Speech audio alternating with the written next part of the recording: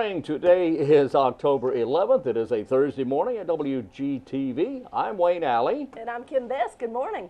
Hope you're doing well today. It is WGTV today, and I'm glad you're with us this morning. We have a whole lot to talk about today. On the program with us today, well, if I can get my papers right here. On the program with us today, we have a special program for you.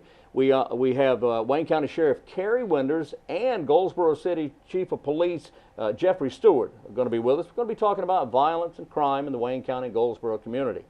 Also today, Amnesty Day is coming up at the Wayne County landfill. Oh boy! And Tim Rogers, who's the director of the Solid Waste Department for the County of Wayne, is going to be talking to us about that. Gateway Transportation, a major part of the Wayne County community, the Goldsboro community.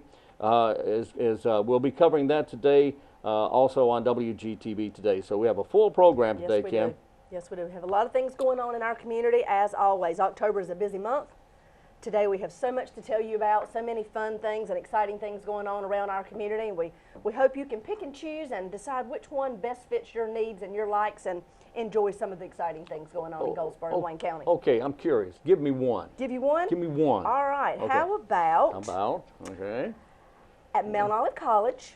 Mount Olive College, go Trojans. That's right. All right. Today, actually, this evening at 7:30, and it's free, in Rogers Chapel at Mount Olive College, the music faculty is having a recital. So all the music faculty will be putting on a recital. It will feature pianist and, cellist, Dr. Alan Armstrong. I've heard him many times, and he is fantastic. He plays every instrument ever Doesn't made. he? I know. Yes, everything. And he's playing along with a guest artist, Mr. Stephen Kaufman. He's a clarinetist. Dr. Armstrong and Mr. Kaufman will perform the concerto for clarinet and piano by Cara Maria Van Weber, and will be joined by violinist D. Braxton Pellegrino. Ooh. Ooh. Oh yes, they're doing all kinds of different music genres, and Dr. Armstrong will move to the cello for the American Quartet. I love a cello. In honor of Columbus Day. My daughter does too. Oh, really? Yeah, she really does. She always has. This event is free and open to the public. If you would like additional information, you can call Mount Olive College at 919-658-2502, and that is tonight, 7:30, from 7:30 to 9 in Rogers Chapel at Mount Olive College. So he goes to the cello in honor of Columbus Day. Yes. Mm-hmm. Beautiful. That's right. There So see, that's an unusual event when you have faculty, and especially of his caliber. I'm telling you, he played at a church that we attended in Mount Olive for years. He was phenomenal. He sings. He can play every instrument. Yeah, that's right. Piano. He's Bagpipes. very, very good. I know, bagpipes. Go figure. I know. Who plays the bagpipes? Yep. A bagpiper? So you never know. A bagpiper plays. And he's bagpipes. very talented with that. Oh yeah, he's extremely talented. So that's one of the interesting events we have going on. I wonder if we could get him on the program. I bet we can. I bet we can too. Maybe he could brings bagpipes. bring a bagpipe or bring his cello. Yeah. One of my favorite cellists, believe it or not, is well, besides Yo-Yo Ma, is Maury Amsterdam, the late Maury Amsterdam, who played Buddy Sorrell on the Dick Van Dyke Show. Oh wow. And he was classically trained as a cellist, but he was so funny, he got into comedy and as a stand-up comedian, and used the cello as his means to connect with people. Yeah, it was that is neat. He was so funny. One of my favorites. Anyway, well, we'll see what we can do about getting Alan on the show. That would be great. Yeah. Okay, it is a Thursday. Let me tell you, the temperature, the weather has just gone bananas here. Yes. It's all over the place now. Today and tomorrow we're going to be around 70 degrees. By the first of the week, we will have climbed up to around 80. Back up to about 80. Here we go again, but it's not going to be extremely hot. It'll be kind of nice, but tonight and tomorrow night, low 40s. That's what I heard. Isn't that crazy? Yes, that is. It's like a roller coaster ride. That's right. It's all over the place. So bundle keep you up a tonight. Sweater in your car or a jacket in your car, because you never know what it's going to be from morning till afternoon. That's right. A sweater and a jacket and a fan.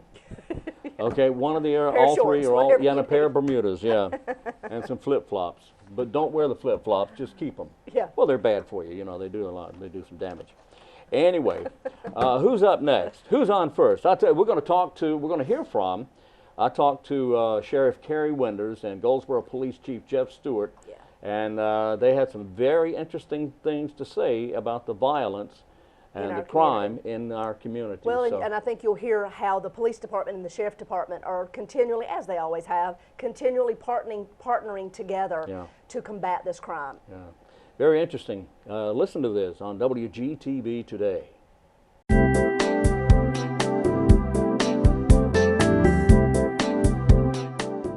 Today we want to welcome Goldsboro Chief of Police Jeffrey Stewart to the studio, as well as Wayne County Sheriff CAREY Winders. Gentlemen, thank you for being with us. Good morning. Good morning. Good morning. Good morning. I appreciate your stopping in and talking to us. Wanted to ask you, we'll start first of all, I wanted to ask you, given the climate of crime in America today and the way things are going nationally and regionally and locally, it seems that just about everywhere you turn, it seems crime is on the increase. Now, that could be better law enforcement, making everything aware to the public of what's going on, or it could be that indeed crime is on the increase. How do you feel about that, Sheriff? Well, you know, of course, they did put out stats, crime decline, but of course, you know, I always feel that the stats can be skewed. And I've always said if this crime was so far down, then my jail should not be overcrowded. Right. So I have a little argument on that part, but crime, to my opinion, is on the rise. Okay. Chief Stewart? I think what you're seeing in the papers, the public's being made more aware of the violent crimes that the main stories are about, is for people out there that are injuring one another, stealing. These are the things that are on the sheriff's mind concern today. So when we hear of the way things are going in local communities, in our own neighborhoods, we hear of incidents that are happening. Is there anything what do you do? What does your department do, Chief, to maybe head off an incident of some sort? Well, we try to look at the trends, the areas that these incidents are occurring in, and we try to put more officers in there. Now, when the incidents occur, some of these shootings, we need the citizens to step forward. I mean, what's taken us hours and weeks to solve literally can be solved in a matter of an hour. If we can get a witness to step forward and tell us what they saw and be willing to cooperate with law enforcement, our troubles in the city would be over relatively quickly. Mm-hmm. And Sheriff, what do you do? What does your office do to help? Well, we help Goldsboro, of course, they help us, and as the Chief said, it's very similarities in what we try to get the public to do, come forward. As we always said 1,000 times, the public is our eyes and ears. Of course, we need the public to come forward, and so many times in some of these violent crimes that we have, the people there, sometimes you may have 50 people at one crime, and very seldom sometimes nobody that come forward, they saw exactly what happened, know exactly who did it. But get them to come forward, that's another story. So what do you do? How do you get people to come forward? How do you convince them that the right thing to do to protect their own families and their own neighborhood is to, yes, indeed, cooperate with law? Well, I think, the majority of the people want to cooperate with the law enforcement agency. But we seem to be running into the group that's out there that are witnessing these events. They're between the ages of 16 to 27, 28, and they're the ones that are reluctant to step forward, and they're the ones that are actually seeing it. And I guess one thing that helps us out, though, if they're there and they see it, of course they're going to tell somebody. Finally, going to tell somebody who's willing to come forward and say, "Look, I heard this. You might want to talk to those people there," and then we got to chase either that rumor or that fact down. So that it is a tough time for investigators and all that. I'll tell you that up front. Oh, I'm sure. And of course, one of the crimes we're having right now, and the chief attributed much of your crimes right now, whether it's breaking, entering, whatever, or larcenies or whatever, even the violence, it's going to be attributed to one thing. It's right on down to drugs. Drugs. Absolutely. That's the biggest problem. That's the root of all evil. I hate to say it, that's the root of all evil. And we work good together. We have our drug squad works together, and we continuously working the drugs together and sharing information. A lot of people don't know we have a system in our county right here that I put forward. We have a SunGuard, OSSI it used to be, but all the police departments in this county, including the hospital and the base and everywhere else, we can look at each other's information, reports, or whatever that's coming in. And of course, the chief has a crime mapping. Absolutely. And we have one. And you share information. All the Chief. time. The county, we work so well with the county. There are drug units out there. If they need assistance, they call us, and if we need assistance, they're more than happy to assist us. And that information that you do share is immediately available to all the police agencies, the law enforcement agencies across Wayne County. across the county. What about help from the community? Now, I know you talked about how you have to convince people that the best thing to do to protect their property and their homes and their families is to come forward and talk. How do you encourage them to do that? I mean, they know to do it, but they don't do it in many cases. Well, you have a lot of churches, and the churches have been instrumental, a lot of them, in trying to go and with their outreach programs and getting people to come to church, getting involvement, having their projects also. But they can only reach so many. You know, we got a church, as some people say, you bet on every corner, and they try to reach out to some of these individuals who are doing the wrong things. Unfortunately, some don't come. Are not able to make it to church, or don't adhere to it. I'll say that. But we do have other community things we do. We do all. I know he does crime watches. The chief does. We have crime watches to alert people, keep them abreast of things, and also I think both of us have programs. He has the gang program. Great. I have the other COPE program, which we teach in schools. Right. So that is something we bring forward to children that's out there right now, trying to get them to understand, don't be involved. And I actually have my officers walking through the elementary schools and the middle schools now, you know, and the point there being is every time they see the police, we want it to be a positive, you know, sighting. So the officers are walking through the schools, you know, giving them the greeting if it's morning or the afternoon, and letting them know we want these kids running to the police, not from them. Do you ever hear stories of parents still telling their child, I'm going to call the police if you don't straighten up? That is the number one. If you're ever that out it? with me and the sheriff, Yeah. we go to eat lunch and somebody says you better watch out, they'll arrest you. We stop, and I've seen CAREY do it, and I've done it myself. I will get down on that child's level, I'll kneel down, and I'll tell them, I said, no, if you're ever in trouble, you come see me, and I will make sure you get back to your parents. And then do you lock the parent up? No, It is irritating. I know it's tempting, irritating. isn't it? But you He's see gonna it- lock you up. you see it in the parent's face right away. Yeah. You know, that's a Should've negative said thing that they're implanting in the young kids' minds about law enforcement. And law enforcement, we do not like to arrest people. You know, it's part of our job, and we do it very well. Right. But I wish my jail was empty. I wish your jail was empty too, but that's not going to happen, is it? No. I mean, you know, when we're out there doing the speeding, enforcing speeding violations, you know, no officer just loves to write tickets. You know, it's done for a reason, you know, to prevent accidents and to save lives. What sort of preventive measures, and I don't want you to give away any secrets, but what sort of preventive measures can you tell the listening, the viewing audience about, that whenever there's a major event in Wayne County, such as we just had the fair, what steps do you go through to assure the safety of the community?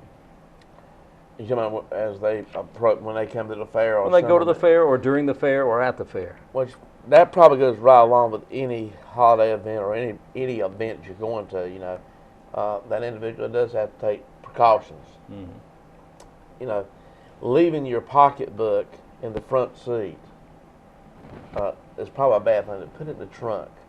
Any valuables, put it in the trunk of your car. That's something, you know, you're just enticing that thief. Or, you know, You're just putting it out there. You're putting advertising it out there. it. You know, that is one of the main things I've seen. And if you're going there, you know, teach your children. You know, if you see a uniformed officer at these events, and you get lost, again, teach them that you can go to the officer. Do not say he's going to lock you up, because that child probably won't come to us anymore.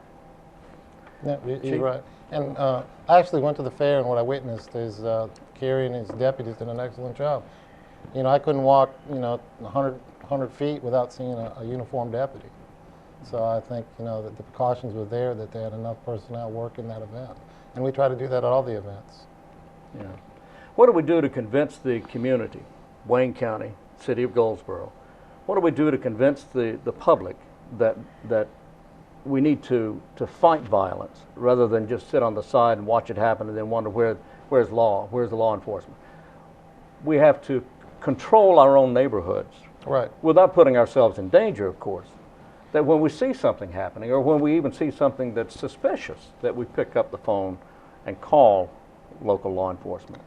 How do we convince the public to do that? Well, if they do that, there isn't a law enforcement officer, police officer in the city, or a deputy in the county that wants a citizen to put themselves in harm's way. Right. That's what we're for. But call us, give us the information, and we will act on it. But if you ask what citizens can do, which that's another concept of it, citizens can do, which goes into parenting skills. I tell parents all the time, if you let your child or don't know where your child's at and let them roam the streets at 10:30, 11 o'clock at night and have I don't care where they are attitude, and that's that parent's fault. They can help to contribute to this, or they don't know who their friends are. Be a nosy parent. Know who their friends are. Know where your child is. Know who's hanging around the neighborhood. That's one of the major things there, to me, is the parenting skills out here right now we have in a lot of places. Mm-hmm. And letting your children, to me, with the violence that's going on now, and I'll say this, I think our young people have become callous to death. They don't care less about human life.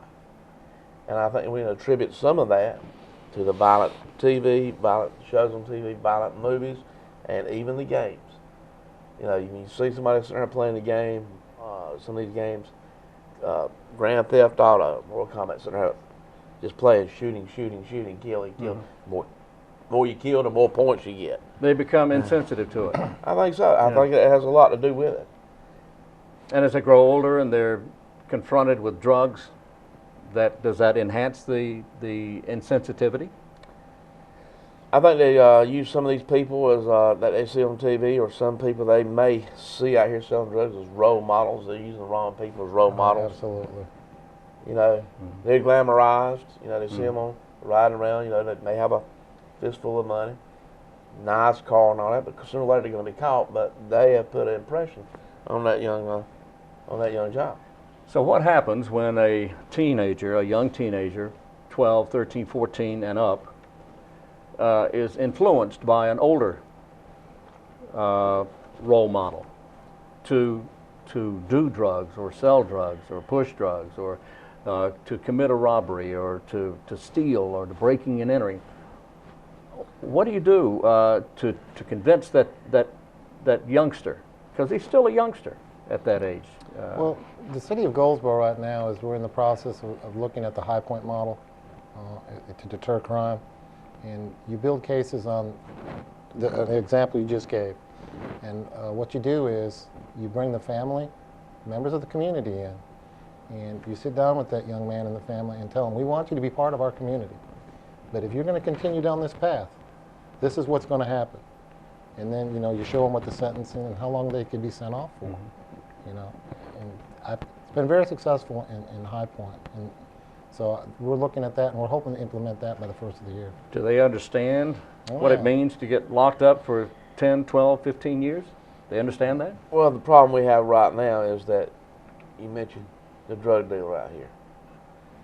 They've been schooled. They know what they can do. They employ, so to speak, the younger generation, that 14, 15-year-old child, to be on the street corner, to sell drugs.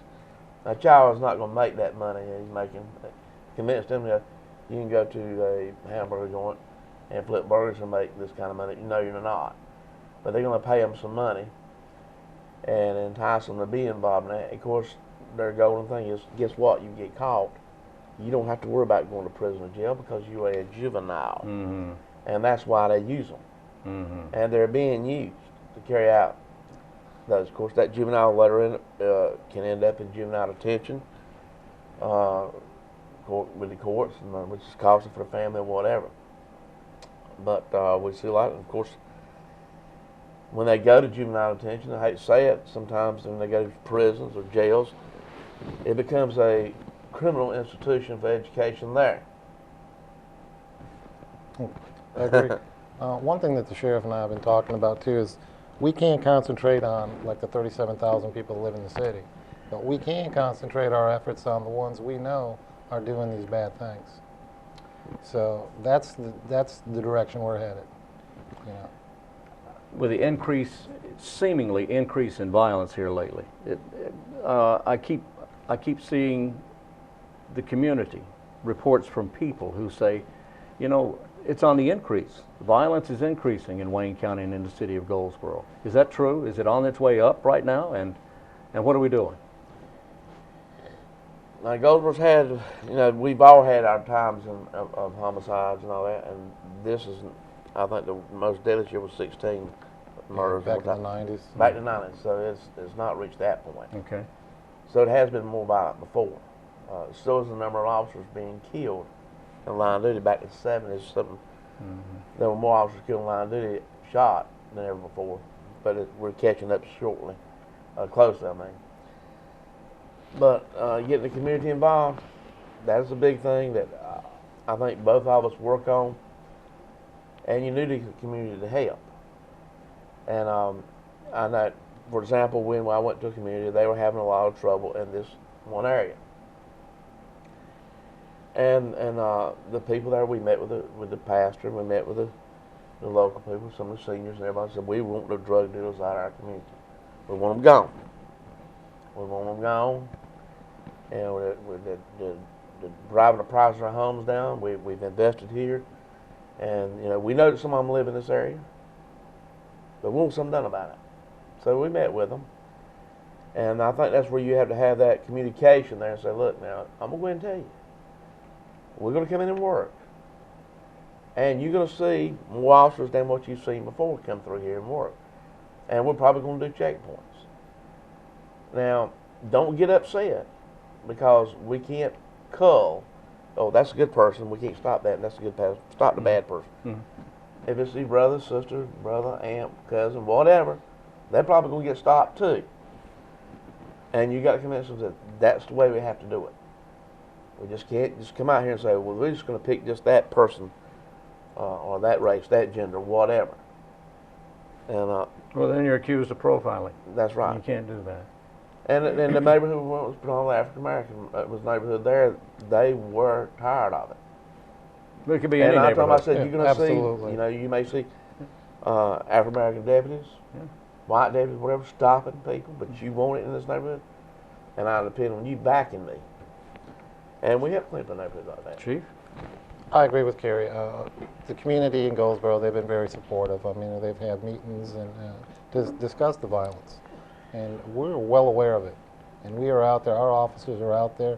One thing that I have done is the officers are out of the car more, walking through these residential areas, talking to the citizens and addressing their concerns. And it's slowly starting to show success. We are making arrests, we are recovering drugs, weapons, so it's working. It's going to be something that's going to be a program that's going to have to go on for a while, but the officers are out there. Another thing in the short term, we've got our command center acting as a mobile substation. If we have an area of concern, we're going out there and it's very visible, and we are having officers work from that platform, and we're seeing some good results from that as well. And you know, another thing, a lot of people have a misconception, you know, when they see the murders or whatever, or this is this or whatever, and don't want to offend anybody, but most of you, just like right now, we got almost 40 people in jail for murder. Now, right now, you would, you know, I went to a young group and I asked them, I says, who do you think kills who? And of course, you know, African American child said white people. Of course, some of the white kids said African American people, white people. Because Mexicans was, you know, the Mexican population, Latino population say, you know, both races. When actuality it's not that. We can tell you right now, it's race on race. Most of the murders are race on race, same race on each other. Committing the murder. Oh yeah. If we have we have white killing whites, and to say white killing white, black killing black, Latinos killing Latinos, and they tend to be in that range there. Very seldom you have crossover. It's a non-discriminatory crime then. So bottom line is we got to get help from the community, and the community has to be made up of the families to keep their children out of the streets, be mindful of what their children are doing, not just children, but adults as well within the family, particularly in neighborhoods and areas that tend to have more problems than others. Right. Of course, right now it's widespread. It's in every neighborhood, is it not? It's in every neighborhood. It's everywhere, and it's in every race. It's in every gender, and it's in every economic. Whether we've got kids up there or whatever, they're from wealthy families, some from low income families. It doesn't the crime doesn't discriminate. Drugs do not discriminate. Gotcha. Gentlemen, we're out of time, I'm afraid. I will encourage viewers to, if you see, hear, or know of a crime, the number to call Crime Stoppers is 735-2255. Both these gentlemen are the leaders of our law enforcement here in the Wayne County community. Chief Jeffrey Stewart of the City of Goldsboro, and County Sheriff CAREY Winders. Thank you, gentlemen, for being with us this morning. Thank you. Thank you. We're back on WGTV today. It's Thursday. It's the 11th of October. And what a beautiful day we have for today. And the weather is just great. I love this time of year. It is. It's perfect to get out and about and do all these events we have throughout our community. And goodness, do we have a lot. And we do have a lot. And, you know, there's going to be a lot going on this fall, particularly. There's festivals. There's all kinds of activities going on at several communities and organizations throughout the fall. Coming up, for anybody who is a history buff, and we have a bunch of history buffs here in the Wayne County area. It's amazing how many we have, and We really do. how well versed they are on the city of Goldsboro and our entire area. That they are. And you know, coming up, there is, now for those diehards, there's going to be a battlefield trip coming up on October 19th. This is to be held, well, you meet here in Goldsboro at a location, and then you travel to Antietam. The battlefield Antietam, where General Lee launched his first invasion of the North 150 years ago this summer. It was the campaign that would result in the bloodiest day in American history, the Battle of Antietam, in September of 1862. Now, this is going to be taking place on October 19th. It costs you $100 to go. You go and you come back the same day. You go by bus? Go by bus, I would presume, yes. If you want information about this, you can talk to someone at the Foundation of Wayne Community College at 739-7017, 739-7017. And if Do they have any hours or anything on what time they leave or anything? well, it says from 7A until 7P, so it's about it's an all-day affair. Mm-hmm. But you do it looks like it's only a one-day affair. But anyway, it's the Battle of Antietam, a very interesting battle, the Battle of Antietam. And if you are interested, talk to the Foundation of Wayne Community College, and you simply call the college if you can. If you're driving around and you can't write that number down right now. That's right. My question would be, how are you able to watch us if you're out driving around? But that's beside the point.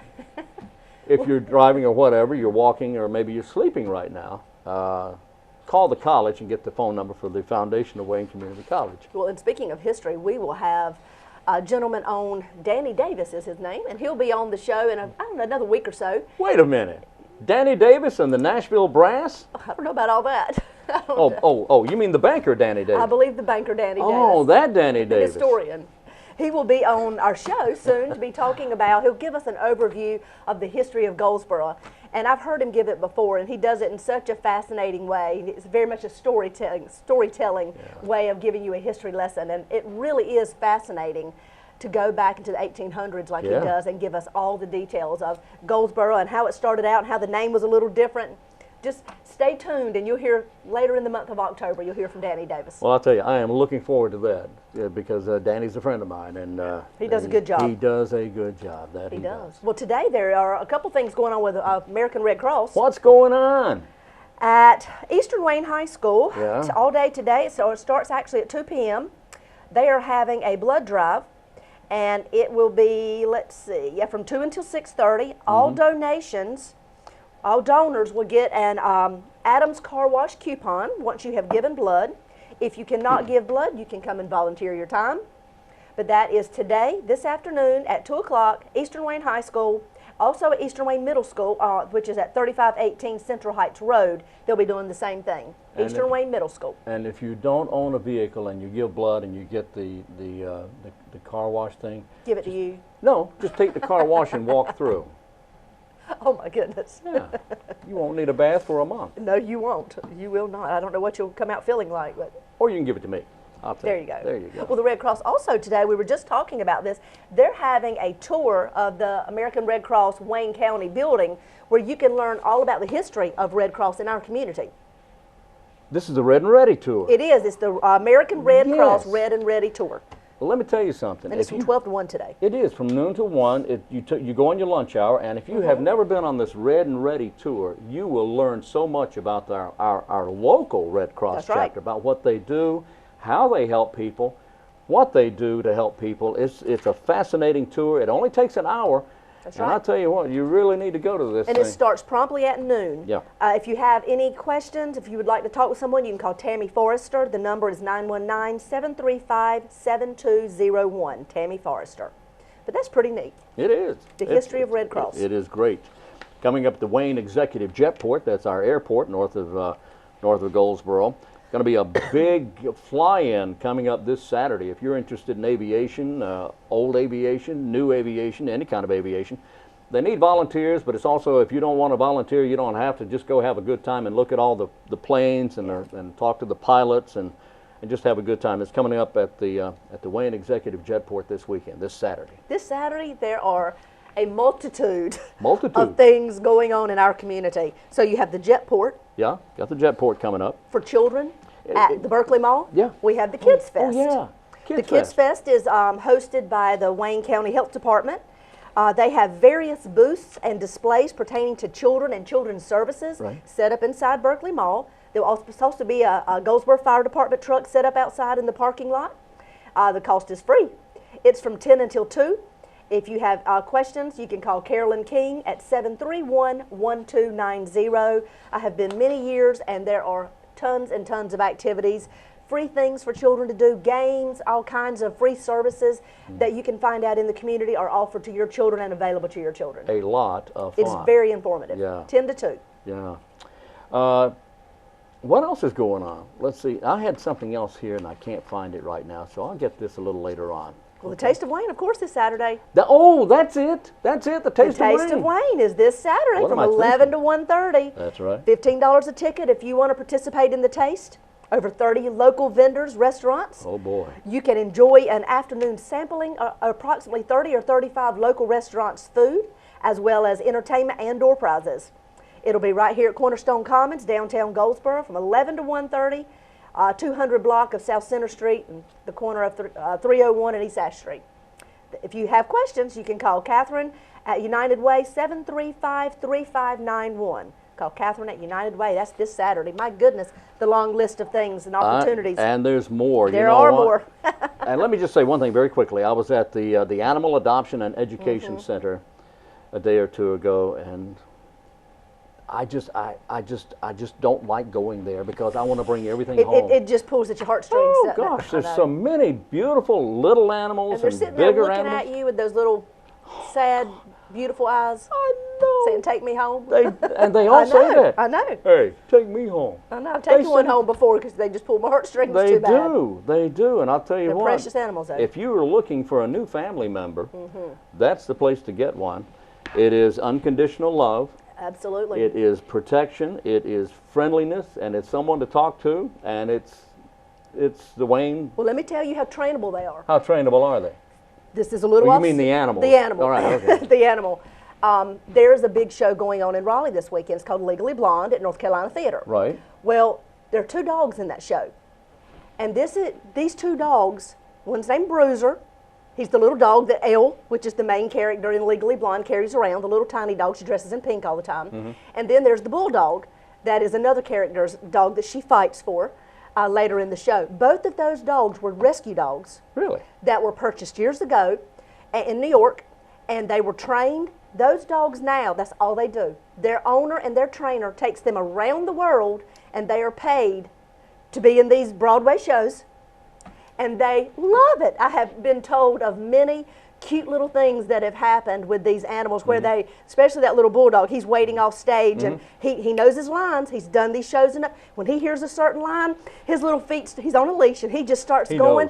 They take that leash off, and they said the other day he just ran on stage and he tumbled. The stage was slick, and he tumbled and just did a couple somersaults. Then all of a sudden he just stopped with his head over to the side and looked down like, what's the problem?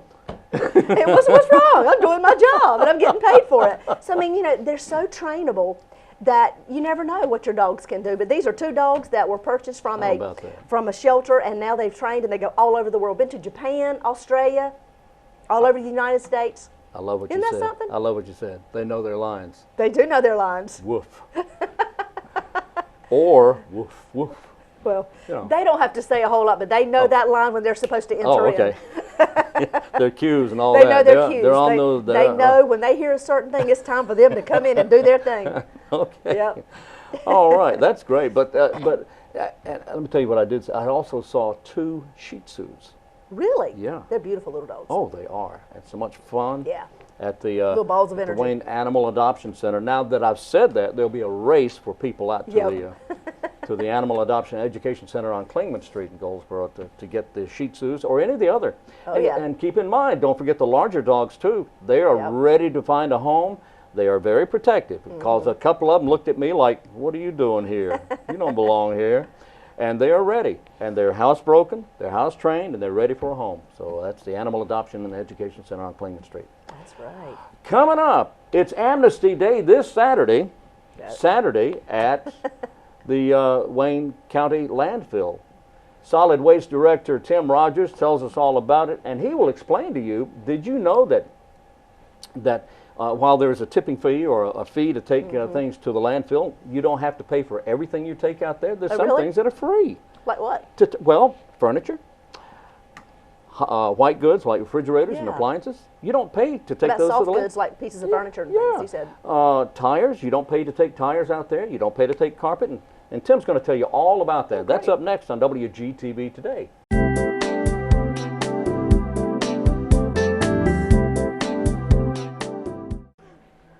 Today we're talking with Tim Rogers, Solid Waste Director for the County of Wayne. Tim, I appreciate you being in with us today. Thank you for having me, Wayne. What is solid waste?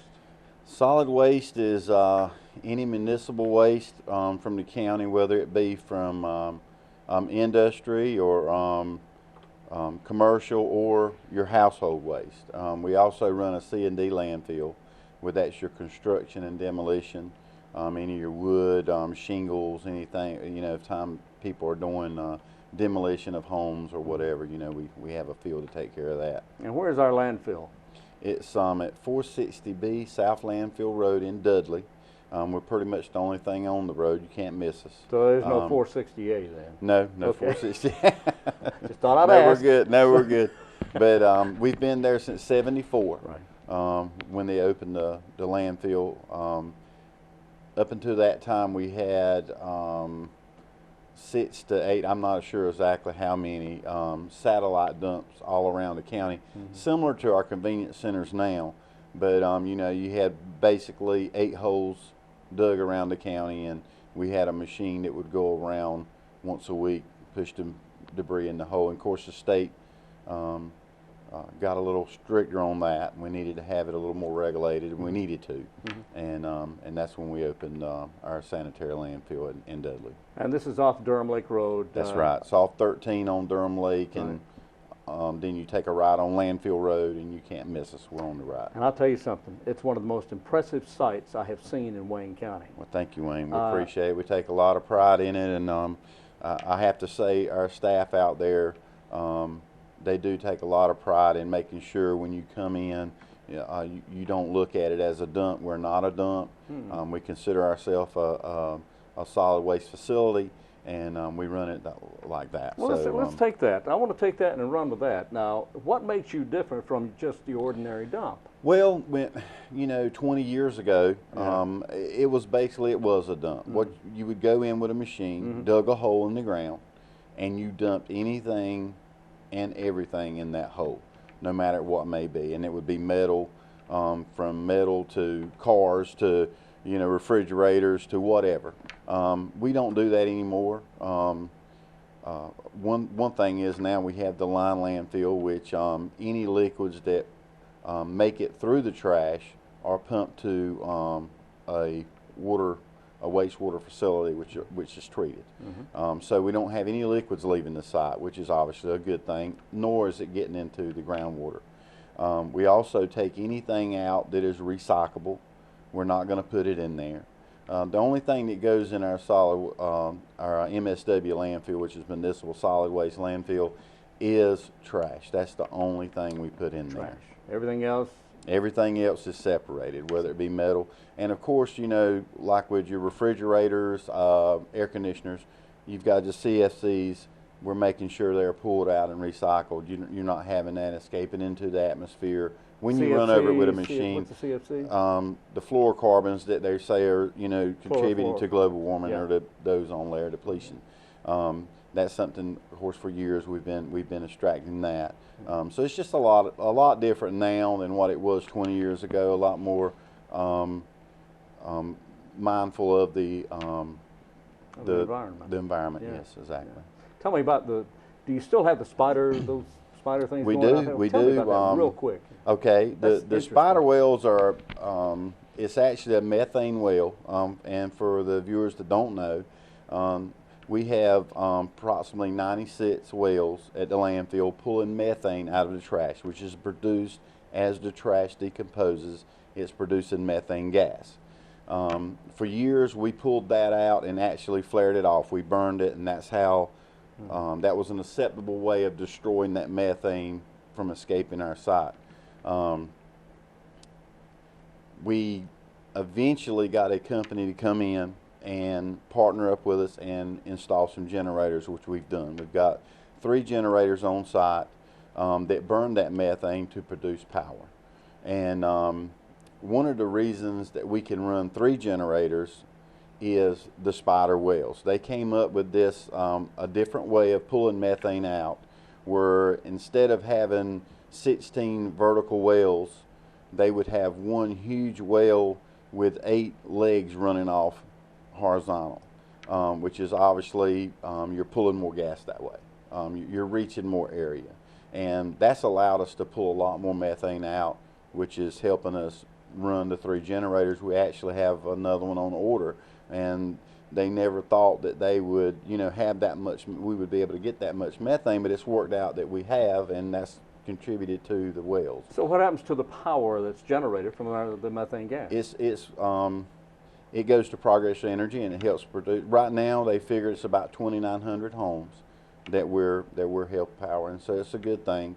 We get another generator on us, another 900 or so homes. So we're really proud of that project. It's took a long time to get it where it's at today, but we're really proud that it's come to fruition and we're able to do it. I appreciate you explaining all that to us, Tim, and I also want to mention that that's not why you're here today to tell us any of that, but I think it's such a fascinating story. Well, I appreciate you. Our Wayne County landfill is just a great place to go, and actually, do you have tours out there? You show it off? We do. We have classrooms come out from time to time, and we welcome anybody to get a group up if they want to go around, and obviously the methane, the gas system, as far as how we're pulling the methane and how we're producing power, has become really popular since we've got it up and running. Yes, we do, and encourage anybody if they want to do that. We've had Boy Scout troops out, but anybody that wants to call and set up a tour, we're more than happy to do it. We're very proud of the facility, so we want to show it off. Well, it's a great place, and I also wanted to ask you how many other places across the country have these spider wells in place? We're the only landfill, or any facility that has the spider wells at this time. Of course, they will obviously, now that they've proven that they do work, I'm sure there'll be quite a few of them put in the future, but we were the first one that they actually try them on.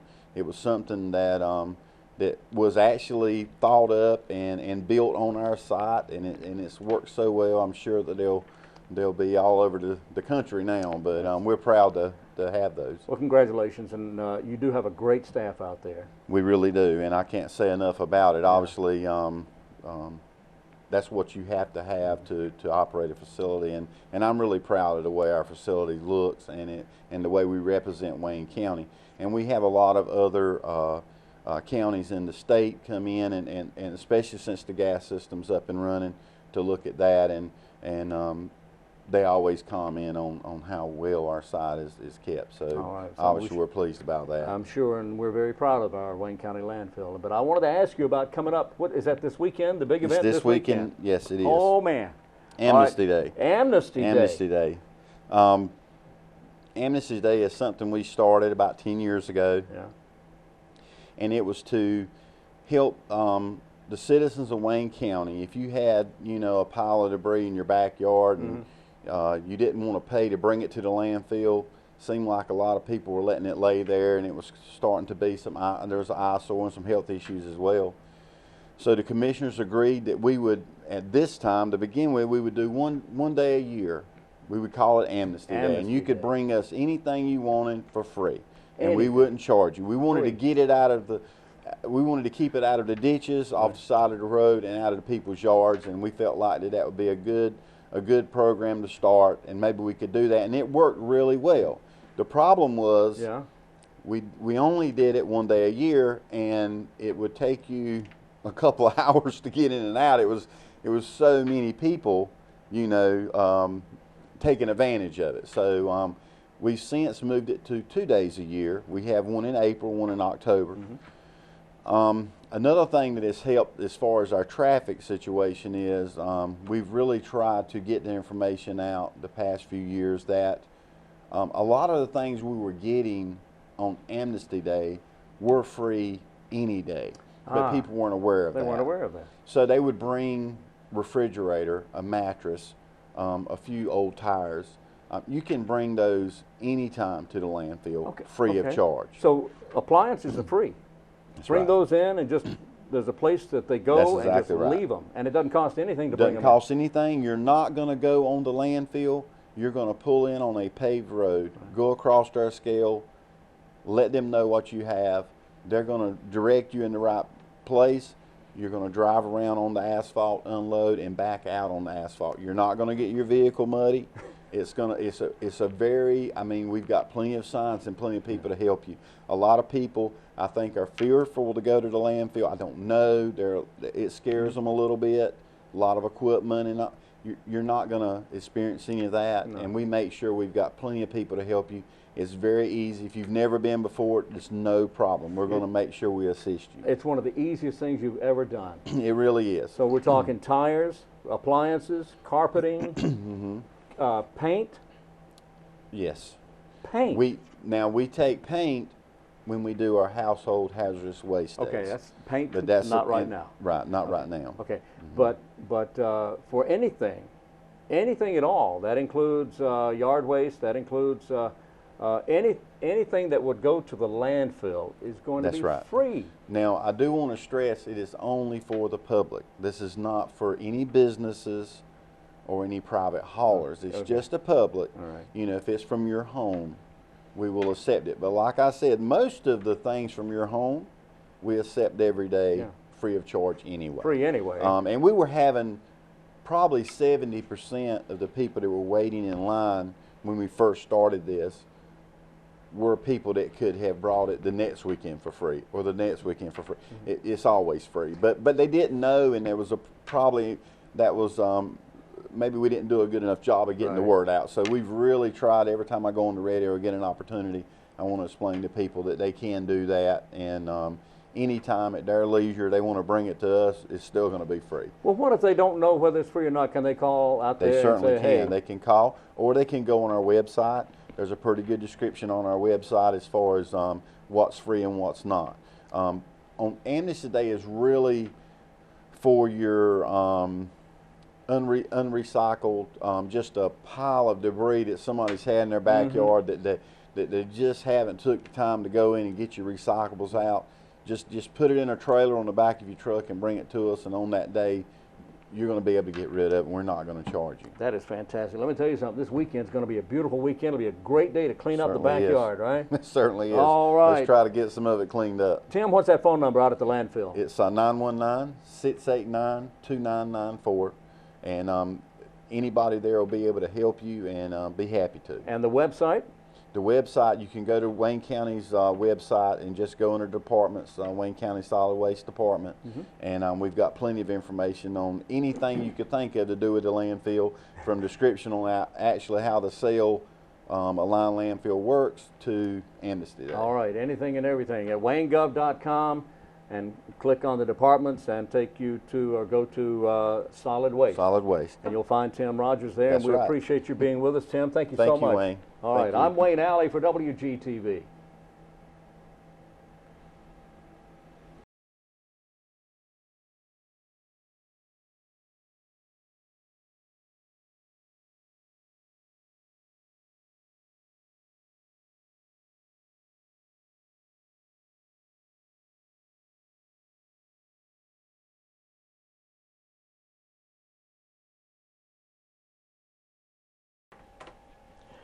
All right, we're back on WGTV today. This is a Thursday. It is the 11th of October. It is. And it is You Go Girl Day.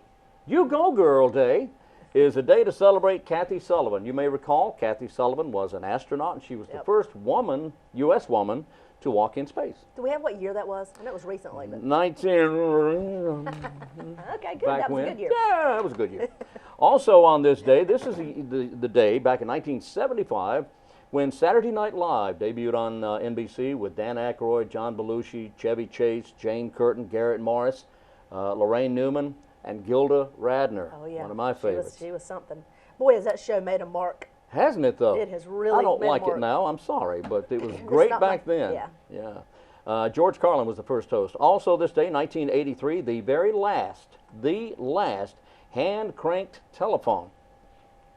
You know, we push buttons now, Right. but before that we dialed, and before that we had to hand crank the telephone. You see those every now and again. Yeah, once in a while, and they're antiques, of course, Yeah. but the very last one in use was used this day in 1983, and I was really surprised at that year, because you would have thought by 83 we'd be Yeah. a little further along in most of the U.S., but it went out of service this day as 440 telephone customers in Bryant Pond, Maine, were switched over to direct dial service. And this day, 1990, a guy by the name of Greg McNaughton, 31-year-old, robbed a Canada Trust branch bank. He did. Bad guy.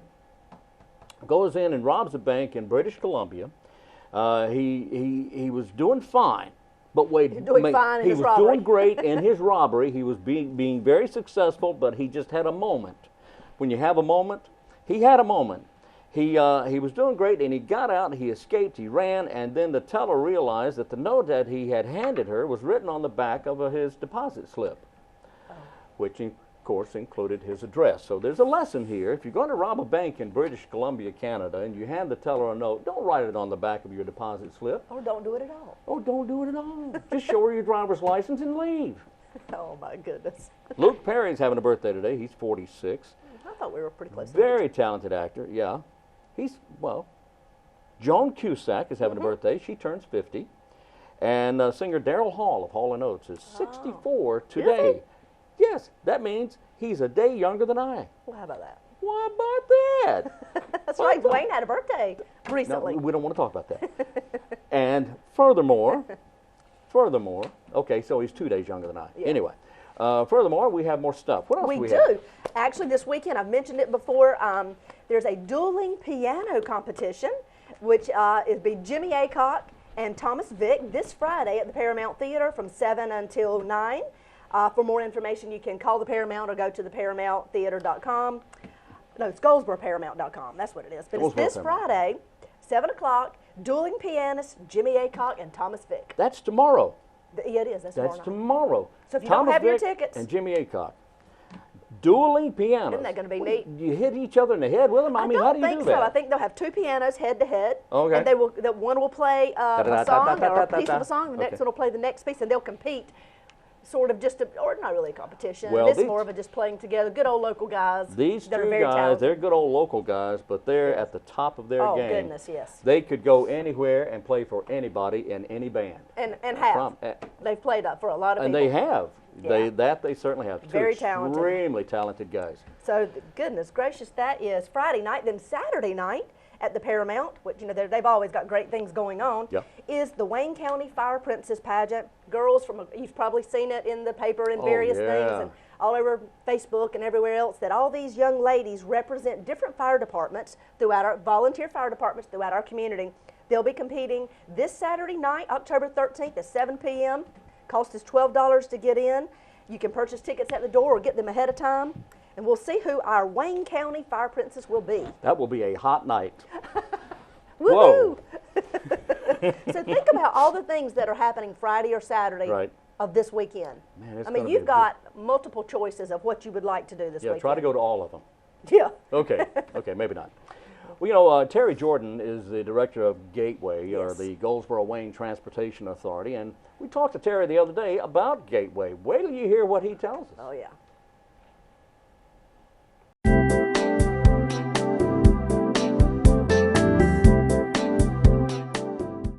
Today we're talking with Terry Jordan of the Goldsboro Wayne Transportation Authority, affectionately known as Gateway.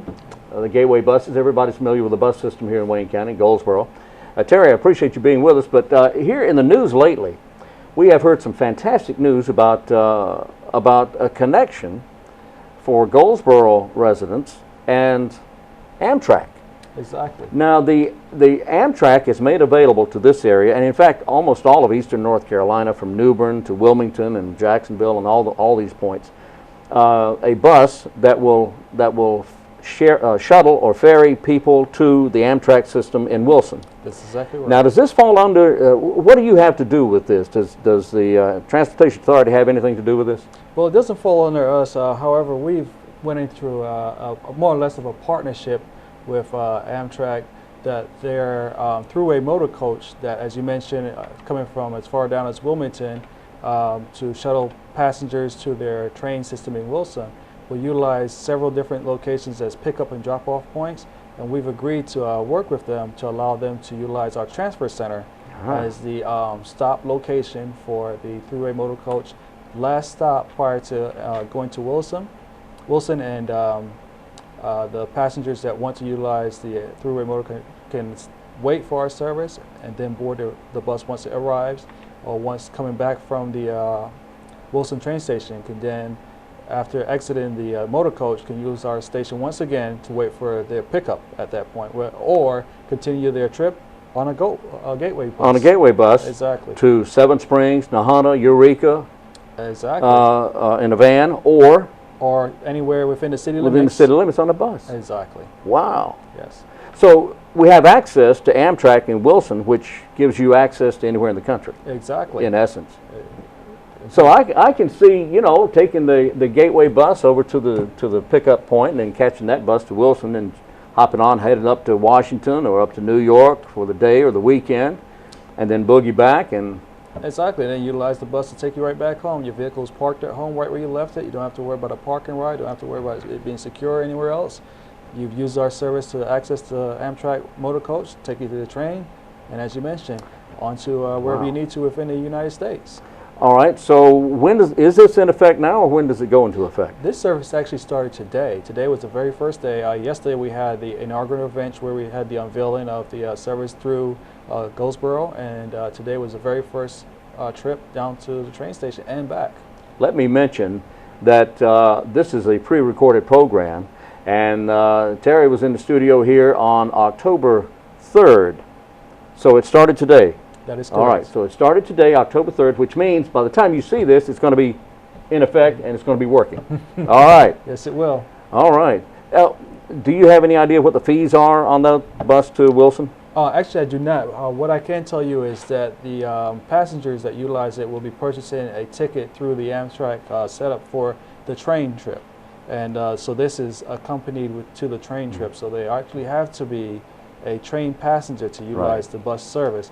So I guess it all determines on where they're using the train to go to or from. So this is a collaborative effort between Goldsboro Wayne Transportation and Amtrak. You guys are just working together to make this convenient. Exactly, yeah. We're providing facilities for the Amtrak passengers to have a place to wait or have a safe place to wait for the service once either going or coming. All right. Our guest has been Terry Jordan of the Goldsboro Wayne Transportation Authority. We've been talking about the new connection between the City of Goldsboro, County of Wayne, and Amtrak. Thank you, Terry. I'm Wayne Alley for WGTV.